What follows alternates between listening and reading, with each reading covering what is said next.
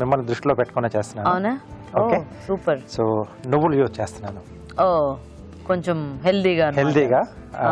So sesame noodles. Sesame noodles. Yes అండి. ఓ super. Okay, మరి సెసమి నూడిల్స్ కి కావాల్సిన పదార్థాలు ఏంటో చూద్దాం. సెసమి నూడిల్స్ తయారు చేయడానికి కావాల్సిన పదార్థాలు: ఉడికించిన నూడిల్స్ 2 కప్పులు, వేయించిన నువ్వులు 2 టేబుల్ స్పూన్లు, తరిగిన అల్లం 1 టీ స్పూన్, తరిగిన వెల్లుల్లి 1 టీ స్పూన్, క్యారెట్ ముక్కలు 1/2 కప్పు, తరిగిన బ్రోకోలీ 1/2 కప్పు, తరిగిన ఉల్లికాడలు కొద్దిగా, తరిగిన బీన్స్ 1/2 కప్పు, క్యాప్సికం ముక్కలు 1/2 cup, soya sauce 1 table spoon, chilli sauce 1 table spoon, ఉప్పు తగినంత, మిరియాల పొడి 1/2 టీ స్పూన్, నూనె 3 టేబుల్ స్పూన్లు. రాజు గారు స్టార్ట్ చేద్దామా? ఓకేనండి. సో చాలా ఫాస్ట్ గా అయిపోతుంది నూడిల్స్ మనకి. ఓకే, సో ముఖ్యంగా పిల్లలకి నూడిల్స్ అనే మాట వింటేనే అలా వాళ్ళకి మాట కూడా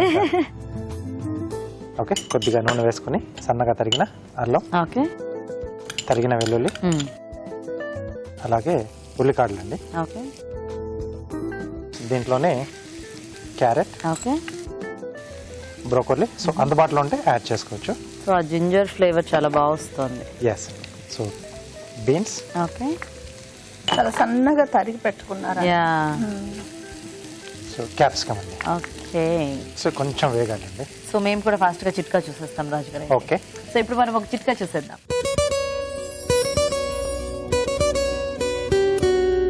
నేరేడు పళ్ళు దొరికే సీజన్లో ఎక్కడ చూసినా బయట మనకు నేరేడు పళ్ళు కనిపిస్తూ ఉంటాయి.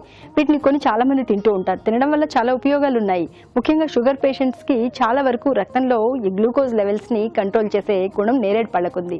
మరి ఈ గింజలు పడేయకుండా గింజల్ని పొడి చేసి పెట్టుకుని మజ్జిగలో కలిపి తీసుకుంటూ ఉన్నట్లయితే కడుపు నొప్పి, నీళ్ళ విరేచనాలు ఈ ప్రాబ్లమ్స్ కూడా తగ్గిపోతాయి.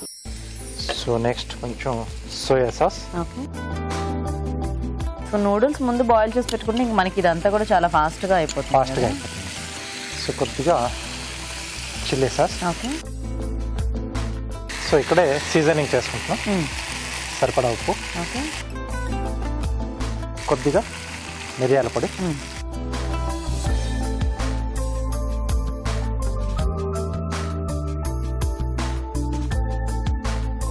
సో నూడిల్స్ కొంచెం పొడి పొడిగా ఉడికించుకుంటే బెటర్ మనకి.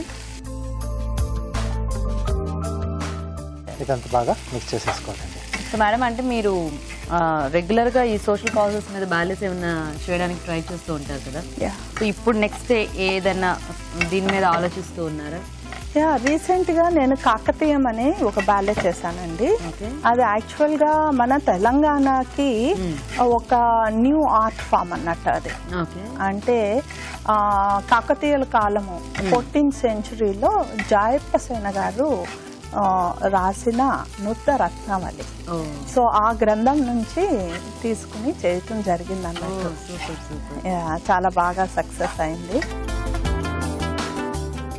సో ఫైనల్ గా వేయించిన నువ్వులు ఇప్పుడు ఒకసారి బాగా కలిపేసి సర్వింగ్ బౌల్ లోకి తీసేసుకున్నాం. ఓకే, సో మీకు యూజువల్ గా అంటే ఇలా ఐడియాస్ ఎలా, అంటే ఏమన్నా పేపర్స్ చూస్తేనో టీవీ చూస్తేనో అంటే ఎలా వస్తూ ఉంటాయి? ఎలా అంటే ఇప్పుడు ప్రజెంట్ సిచ్యువేషన్స్ అండి. ఇప్పుడు ప్రజెంట్ ప్రాబ్లమ్స్ ఏంటో మనకు అవసరము. ఎప్పుడో చేసినవి కాదు కదా మనకి. ఇప్పుడు ప్రజెంట్ ఇప్పుడు తెలంగాణ వచ్చింది. నటరాజ రామకృష్ణ గారు పేరిణి అనేది ఒకటి ఉంది చెప్పుకోవటానికి అన్నట్టు. తెలంగాణ వాళ్ళకి ఒక ఆర్ట్ ఫామ్ అనేది, క్లాసికల్ ఆర్ట్ ఫామ్. సో ఇంకా ఉన్నాయి అనేది నేను చూపించాను అన్నట్టు. అది మరుగున పడుంది ఇంతకాలం, దాని గురించి ఎవరు పట్టించుకోలేదు.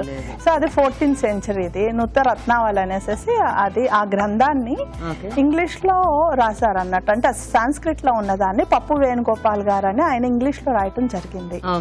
సో దానికి నన్ను ఒకసారి చీఫ్ గెస్ట్ గా ఇన్వైట్ చేసి ఆ బుక్ నాకు ప్రజెంట్ చేశారు. ప్రజెంట్ చేస్తే వాట్ ఇస్ దిస్ అనేసి చూస్తూ మొదలు పెట్టాను. అప్పుడు నాకు అర్థమైంది దాని గురించి. సో దాని మీద రీసెర్చ్ చేసి దాని మీద ఇంట్రెస్ట్ వచ్చింది. సో ఆల్మోస్ట్ 3 years రీసెర్చ్ చేసిన తర్వాత ఈ నృత్య రత్నావళి అనే గ్రంథము యాక్చువల్ గా రామప్ప టెంపుల్ లోని స్టాచ్యూస్ కి మన డాన్స్ కి సంబంధించి ఉందన్నట్టు. సో ఆ విధంగా వాటిని అన్నిటినీ చూసి కొరియోగ్రాఫ్ చేయటం జరిగింది.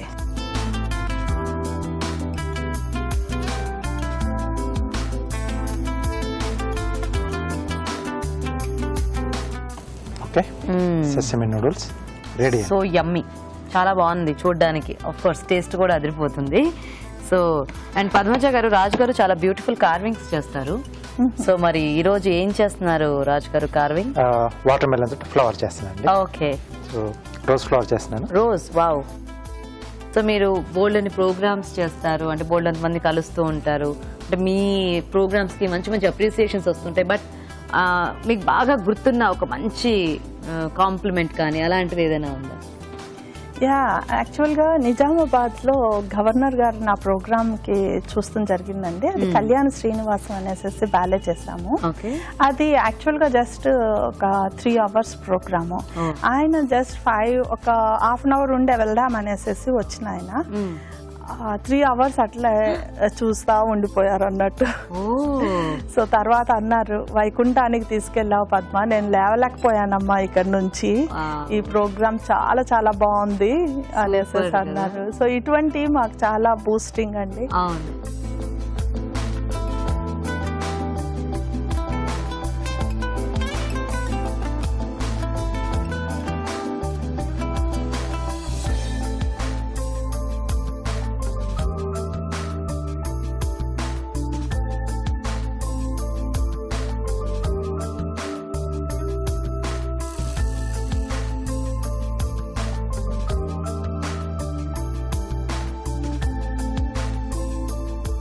ఈ రోజు ఉమెన్స్ డే సందర్భంగా ఆయన మనకి ఫ్లవర్స్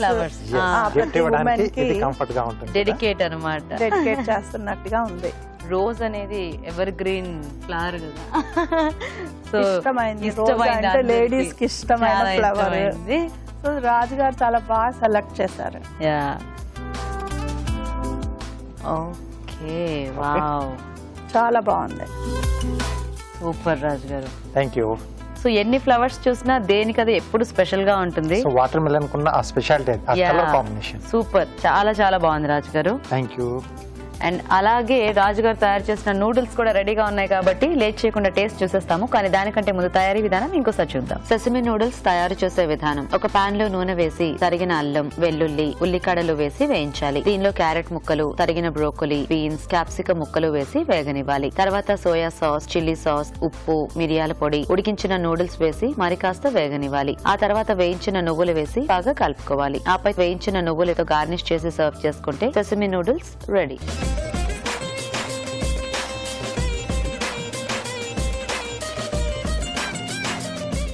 సో ఇంకా లాస్ట్ వెరైటీ ఈ రోజుకి సెసమే నూడిల్స్. సో పద్మజ గారు టేస్ట్ చూస్తారా? అంటే స్పెషల్ ఏంటంటే నూడిల్స్ తో పాటు నువ్వులు కూడా వేశారు. అవును, యాక్చువల్ గా నువ్వులు చాలా మంచిది. అవును. సో చూద్దాం, ఇది నేను ఎప్పుడు తినలేదు ఇలా, ఇది ఫస్ట్ టైం.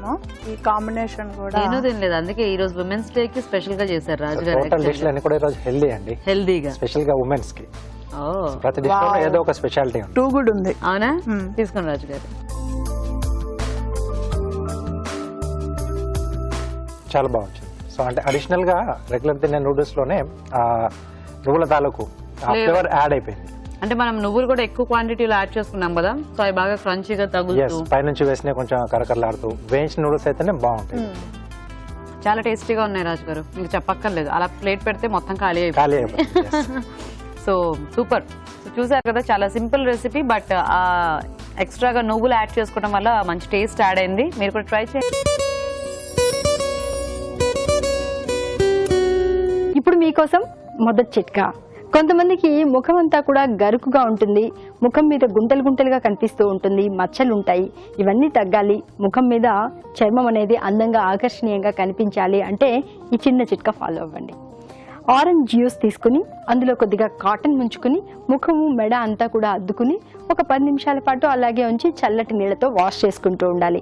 ఇలా వారానికి 3 సార్లు కనుక చేస్తూ ఉన్నట్లయితే ముఖం మీద ఉన్నటువంటి ఈ గరుకుదనము, మచ్చలు, గుంటలు ఇవన్నీ కూడా చాలా వరకు తగ్గిపోతాయి.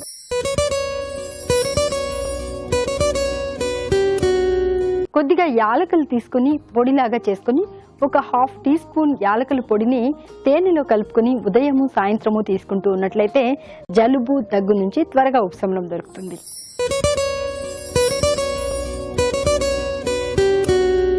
మైగ్రేన్ తలనొప్పి కనుక బాధిస్తూ ఉన్నట్లయితే ఈ చిట్కా ఫాలో అవ్వండి. నిమ్మకాయని సగానికి కట్ చేసి దాని మీద కొద్దిగా ఉప్పు మిరియాల పొడి చల్లుకొని కొద్దిగా వేడి చేసుకుని రసాన్ని పిండుకుని నీడలో కలుపుకొని తాగుతూ ఉన్నట్లయితే మైగ్రేన్ తలనొప్పి నుంచి చాలా త్వరగా రిలీఫ్ దొరుకుతుంది.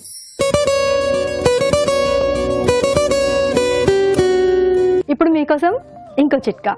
చాలా మంది వెల్లుల్లి స్మెల్ ఘాటుగా ఉంటుందని చెప్పేసి వెల్లుల్లిని వాడకుండా ఉంటారు. కానీ వెల్లుల్లి అనేది మన ఆరోగ్యానికి చాలా రకాలుగా మేలు చేస్తుంది. కొలెస్ట్రాల్ని కంట్రోల్ చేస్తుంది, రకరకాల ఇన్ఫెక్షన్స్ని దూరం చేస్తుంది. అలాగే ప్రతిరోజు కనుక ఒక వెల్లుల్లి రెబ్బ తీసుకుంటూ ఉన్నట్లయితే బీపీ కూడా కంట్రోల్లో ఉంటుంది.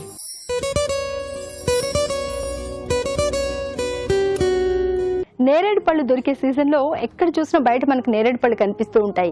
వీటిని కొని చాలా మంది తింటూ ఉంటారు. తినడం వల్ల చాలా ఉపయోగాలు ఉన్నాయి. ముఖ్యంగా షుగర్ పేషెంట్స్కి చాలా వరకు రక్తంలో ఈ గ్లూకోజ్ లెవెల్స్ని కంట్రోల్ చేసే గుణం నేరేడు పళ్ళకు ఉంది.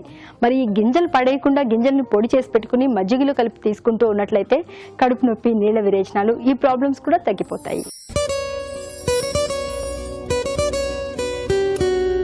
ఇప్పుడు మీకోసం ఎంటీఆర్ మసాలా వారి చిట్కా. టమాటాలు మనం అన్ని రకాల కూరల్లోనూ వాడుతూ ఉంటాము. టమాటాల వల్ల ఆరోగ్యానికి ఉపయోగాలు కూడా ఉన్నాయి.